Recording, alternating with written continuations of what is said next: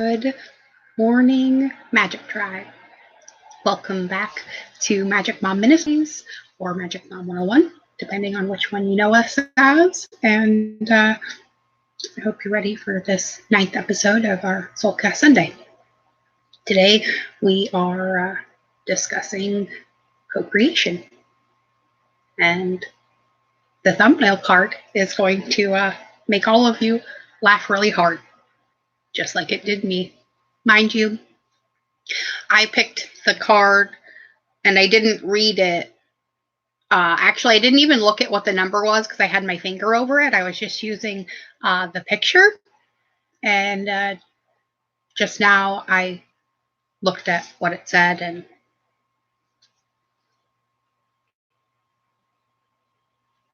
we pulled the 42. Let love be your beat. And what better way to co-create than through the energetic vibration of love? So if the rest of the show goes like this, we know we're on the right path already, right? So let's get this card meaning out of the book. And this is the Nature's Whisper Oracle by Angela Hartfield and Josephine Wall. And it happens to be one of my personal favorites. And it's not too expensive if you want to purchase it off of, I don't know, Amazon or something, I think is where I got mine. Sometimes you can find it on other places. Oh, shoot. I can't remember the one.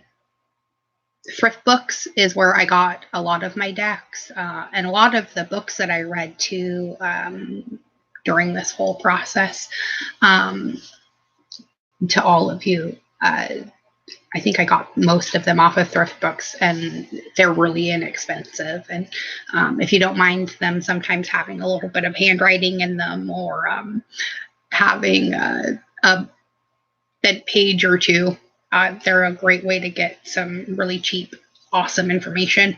Hello, Tony Z. Good morning. So 42 is the number of the day. So we'll have a 6 again. Didn't we have 6 yesterday? I think we did. So we're still talking about home and domesticity. Oh, speaking of home and domesticity, funny story before I read this card. As you can see, I finally got my turquoise piece from Miss Corey. If you saw my Facebook post and my joyous rant yesterday when I got it, it's absolutely perfect in every way. It fits perfect, it feels perfect, and it's probably one of the most amazing pieces. And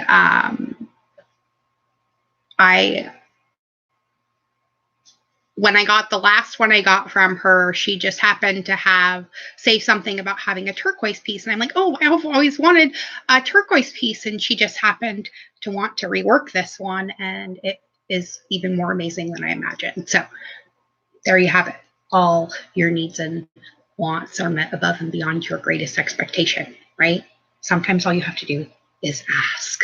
Because you're surrounded by nothing but angels, right?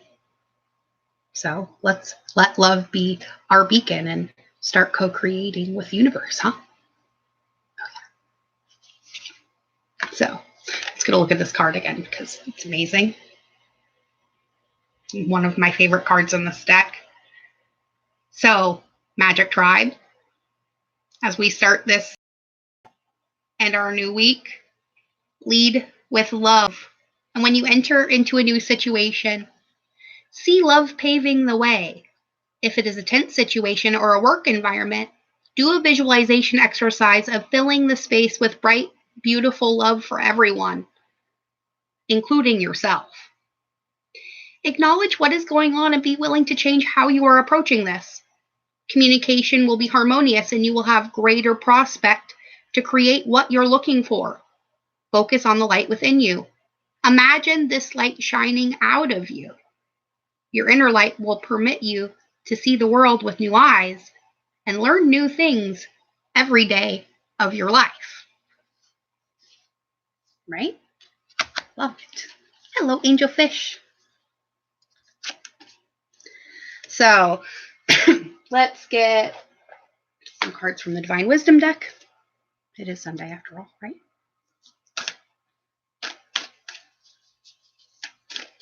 Oh my goodness.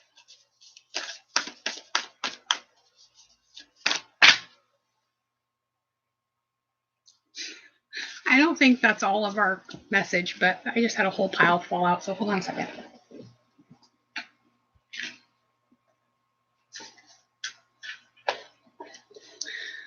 Oh, one of them fell up.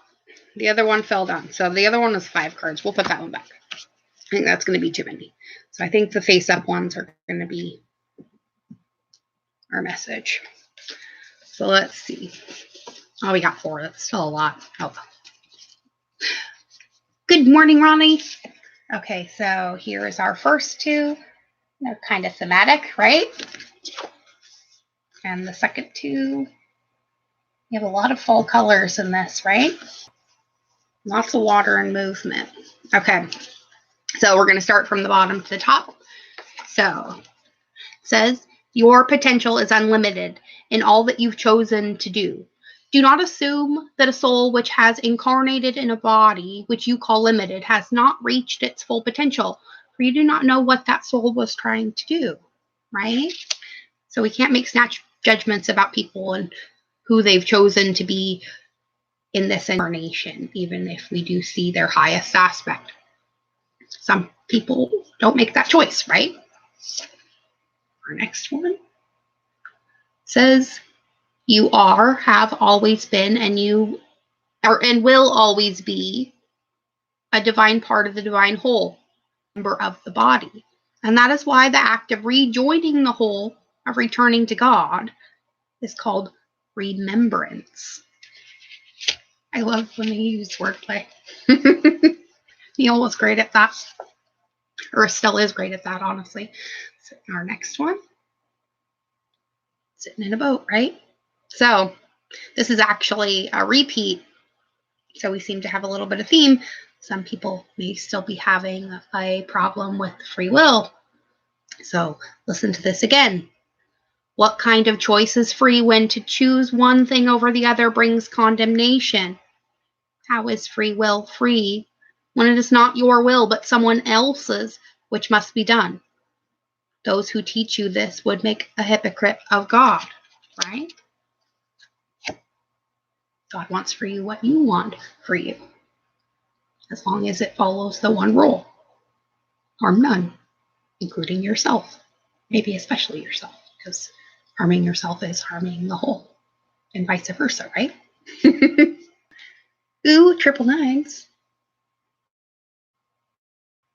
Okay, and our last card says, I tell you this, you are your own rule maker. You set the guidelines and you decide how well you have done, how well you are doing, for you are the one who has decided who and what you really are and who you want to be. And if you haven't quite chosen that, maybe you should take a few moments and try to decide today, because this has become a very, very insistent message. All right. I think we're going to pull out The Universe Has Your Back deck today. It's been a little bit.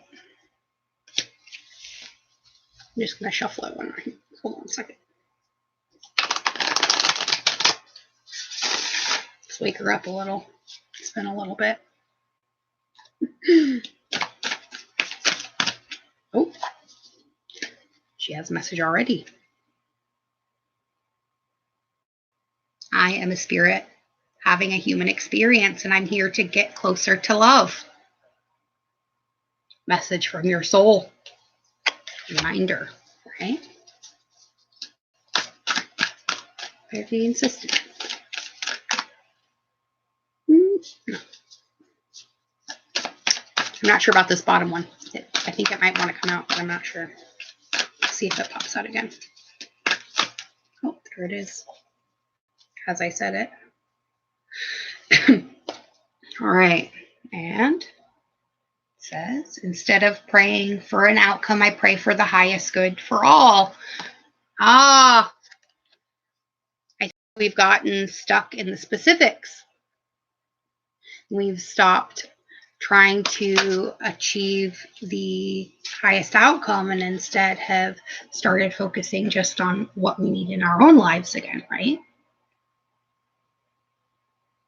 When I'm connected to my joyful presence, I attract support from the universe, right? We do that through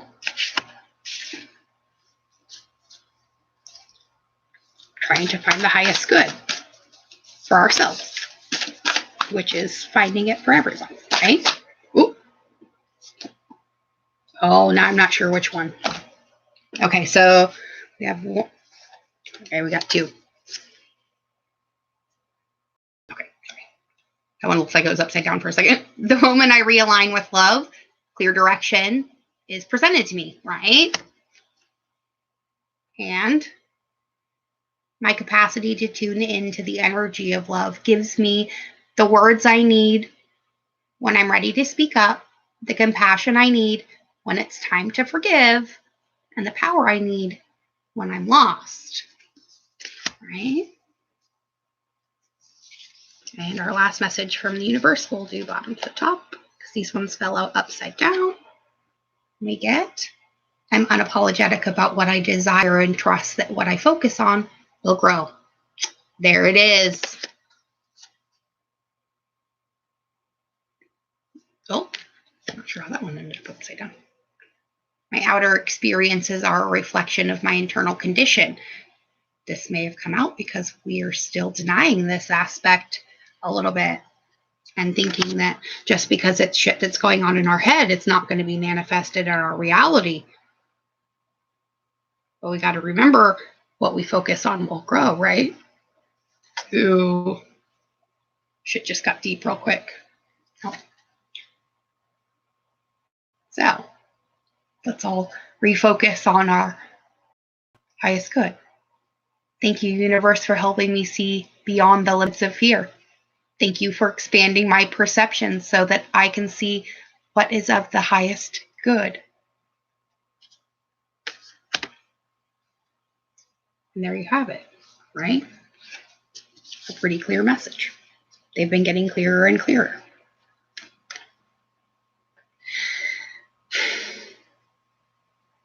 That's right. Abundance is our birthright. Happiness and joy and love are all part of that. And let's pull a couple from Kim Cron's deck. I almost feel like we're kind of getting stuck in this concept a little bit. And I want to kind of move back a little bit to my outer experiences are a reflection of my internal condition, right? Let's get a show of hands how many of you are sitting on a closet of clutter somewhere in your house. It's not a closet, it's a counter, a coffee table, a drawer, something. Hello, Michelle. How many? How many of you have one? I know we all do, right? That is the physical embodiment of some chaos in your head that you're not facing. So let's all make a little deal that we're going to conquer that one place that we've been avoiding. Even if it's only 15 minutes a day. You'd be surprised what you can get done in 15 minutes of focused intention. Right?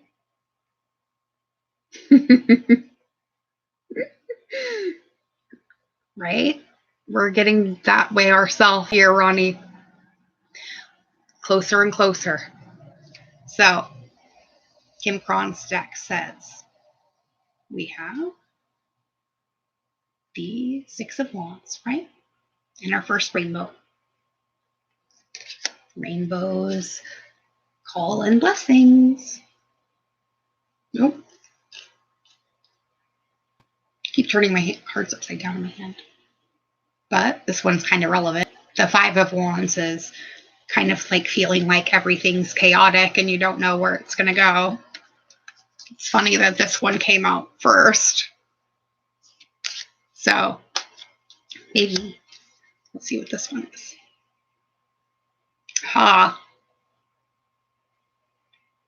the Seven of Wands, a spark of inspiration. So maybe what Kim Kranz is trying to tell us is if we can just let sleeping dogs lie instead of feeling like we have to throw them up in the air chaotically, they'll just separate for us magically and we'll get some inspiration. Or it'll light itself on fire and warm us up, or I don't know. Let's get one more card. Right? Maybe it's just saying to ignore the chaos and focus on that spark. Maybe that's why it's a 5, because change is always kind of chaotic, right? And it's hard. It's funny that we actually got a 5, 6, and a 7. They're just not in consecutive order.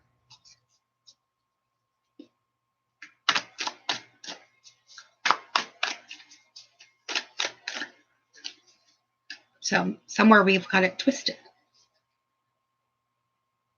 Oh, we're still focusing on something lost or something we perceive as being lost, even if it's only just our own condition. Sometimes when we try too hard, it evades us because you want too much, right? You need to focus on just being. The bottom of the deck.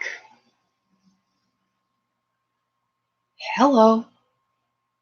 The Chariot. Movement. The card for Cancer, too, as well, if you're a Cancer zodiac sign. I love the major arcana in this deck, probably the most out of any tarot deck, just for this sheer symbolism. Because this horse doesn't give a shit where it's going. It's just full speed ahead, right? We're ramping up to light speed now, my friends. Grab your favorite sign of protection, and it's time to buckle up your seatbelts. Shit's about to get deep. Are you ready?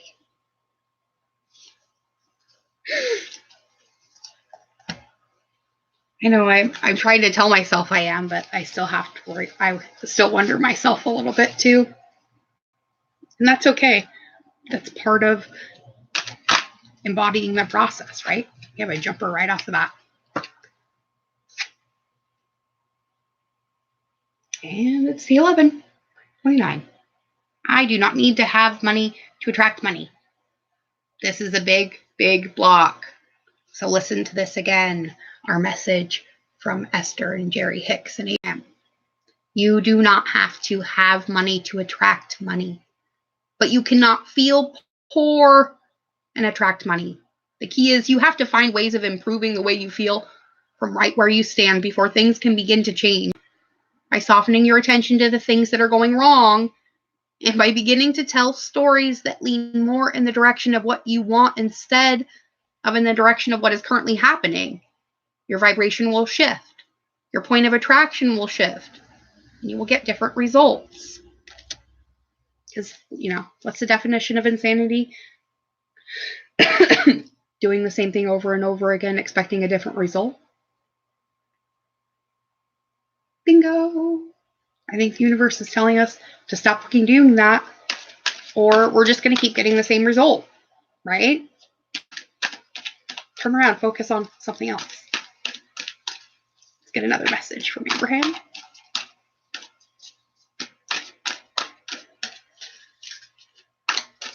There it is. 26. I like this one. Whenever I am feeling good, I am attracting good, right? So,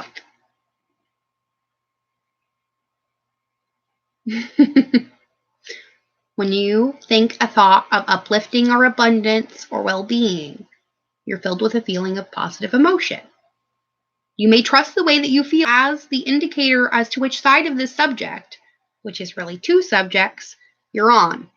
Whether it's the subject of money or lack of it, or health or lack of it, or a relationship or the lack of one. Always, when you feel good, You're in the place of attracting that which you are wanting, right? I think that's why Esther and Abraham always go on so much about daydreaming, right? It is not a stupid process, right? It really does work because you're focusing then on the things that you want, even if you don't necessarily have them in your physical possession yet, instead of focusing on the things that you wanted in your own life, right? If you keep focusing on the things that you want and following the trail of the universe, you see the signs and synchronicities that will lead you to that in the easiest way. Because ultimately, the universe wants us to follow the path of least resistance. Look at water. And what are we? But like 70% water. Start following the path of least resistance. Why are we making it so fucking hard? Here's our last card. 23. I'm becoming more aware of my feelings about money. Right? And in that way, energy. Because that's really all money is just the embodiment of our physical exchange of energy. So, many people protest when we explain the power of telling the story of their finances as they want it to be rather than as it is, because they believe that they should be factual about what is happening. But if you continue to look at lackful what is and speak of what is, you will not find the improvement that you desire. If you want to affect substantial change in your life, you must think thoughts that feel different as you think them, right? If you want to be more prosperous, you have to think you're more prosperous, not to just keep thinking, oh, the things I'll do when I am, right? Start planning it now. Call it a 5-year plan, right? A vision boarding exercise, something. Call it whatever you want. But imagine it. What you focus on is what you will manifest. So you can continue to focus on the fact that you're single and all alone, or you have a job that you hate, or your kids never listen to you, or the list goes on and on of the things that we fabricate in our lives to make too difficult, right? We are overthinkers by nature. So, what can you take this week and not jump the gun about? Pick one thing, okay? And it may unlock that block that you have with money, if it's money, or with your relationship, if it's your relationship, or your job, or starting that business you want to do, or writing that book you want to write, or whatever it happens to be that you're trying to create and that you now feel blocked from creating. Focus on what it's going to be like when you do get it done. And in that way, you might be able to maybe get some inspired action, and suddenly you'll wake up at 3 a.m. and you'll write 12 pages, and you've been stuck for the last 6 months, after writing the first pages. You'll write 10 chapters over the next week because you chose to take a different perspective. Everything in divine timing, right? A lot of times we get in our own way, though, and stop ourselves from doing the things that we want to do because we think there's so many things that we should be doing. But what we should be doing is following that inspired action. Now, that doesn't mean neglect all the other things, but, if you're following inspired action, you'll feel the inspired action to deal with those other things too in their own good time before they get overwhelming. But we have to get out ahead of it first. So if that means that you have to cut yourself down to bare necessities, like I have felt the need to do myself, and Ronnie was saying that she has been doing as well, do it. physical clutter in our lives sometimes has a tendency to keep us from focusing on the clutter in our emotional self that we should be untangling. Sometimes by dealing with that physical clutter in our lives, it helps us unlock that emotional tangle as well. I know that's happened for me a few times. I've randomly feel the need to rearrange my entire house because the energy felt wrong. And then as soon as I figured out that one spot where it was being held up, things started moving more smoothly again, and it was something probably as simple as, I don't know, there was dog food under the chair that we missed or something. And, I moved the chair finally and found it. It really is weird things.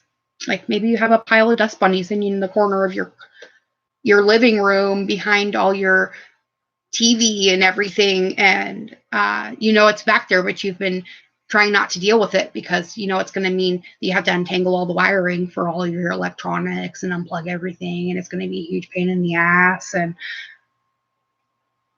next time you are vacuuming and get the weird, overindulgent urge to start vacuuming, back there too, 3 minutes and it'll be all done. Or cleaning out your car or doing your dishes, We feel the inspired action to do these things, but we are very often ignore it because, we'd rather be doing something else, or we keep being told that we have to do something else. So let's pull the Sacred Traveler Oracle out and see if maybe it can refocus us in a different direction for this week.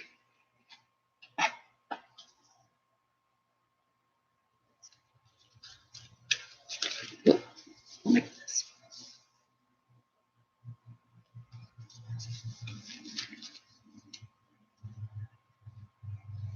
Oops. I'm just going to shuffle these really quick, you guys. Hold on. Sorry.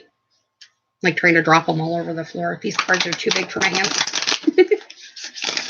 Sometimes being little is inconvenient, but sometimes it's extremely convenient. So, you win some and lose some. All right. There we go. All right. So, how can we help ourselves move past this block? Sacred Traveler Oracle is good for that.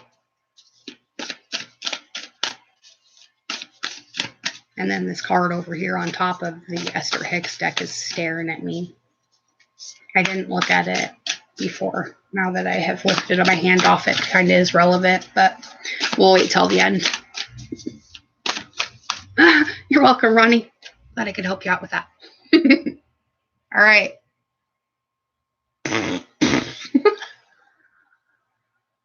You can't make this stuff up, you guys. Surrendering to the journey.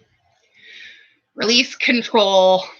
Oh, this is the thing we as humans have the hardest problem with, because we want to control everything so we can know what's going to happen next, because there is nothing we hate more than not knowing what happens next, right? All right, let's see what the Sacred Traveler wants to mock us about now in surrender. So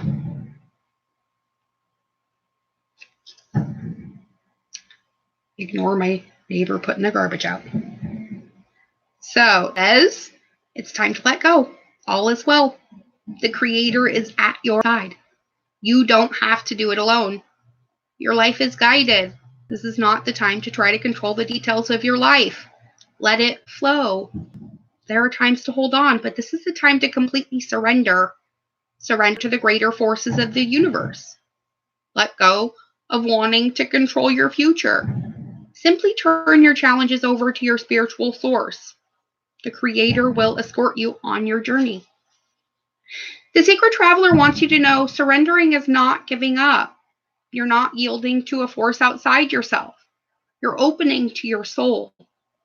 And by releasing hold, You allow the creative forces of the universe to spiral through you, which brings inspiration and direction into your life. And sometimes the journey goes a different way than expected. When it does, don't resist. There are times you can see the path, but you don't know where it leads. Not knowing where you're going can activate inspiration, insight, and creative juices. You cannot discover new oceans and distant vistas unless you have the courage to let go of the shore. You don't have to do it all yourself. Support is all around you. Simply open your heart and allow it in. Right?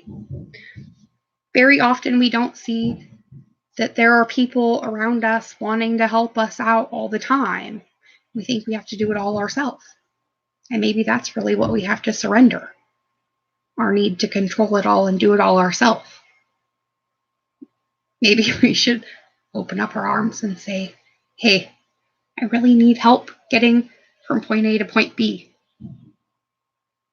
Can you help me out? And I bet there's 10 people who step forward and say, I would absolutely love to. Just been waiting for you to ask. Right? So maybe we should all learn to ask. And then we should follow this little piece of advice right here. Rather than complaining, I will focus on positive aspects. Right? So let's close out this Sunday SoulCast with these words from Esther and Abraham. When you focus upon lack and an attitude of complaining, you establish a vibrational point of attraction that only gives you access to thoughts of complaint. Your deliberate effort to tell a new story will establish a new pattern of thought, providing you with a new point of attraction from your present, about your past, and into your future. The simple effort of looking for positive aspects will set a new vibrational tone that will begin the immediate attraction of thoughts, people, circumstances, and things that are pleasing to you. Right? Kind of like when we were reading the Celestine Prophecy series and his adventures there. As soon as he opened himself up to the synchronicities and following the breadcrumb trail, as I lovingly call it, right? Things kept going in the way they needed to go. But as soon as he let his fear get involved, he derailed himself and then ended up having to start all over again. Now we're not having to go all the way back to square one, thankfully, because we've reached a certain save point in our awakening process. But it still sucks having to go back and repeat the same processes because we didn't get the lesson fully the first time. So let's just focus on getting the lesson fully this time before we fully step up. And we could do that by learning that our life is full of nothing but angels. And sometimes those angels wear asshole suits. Which reminds me, let's get an affirmators card before we sign out.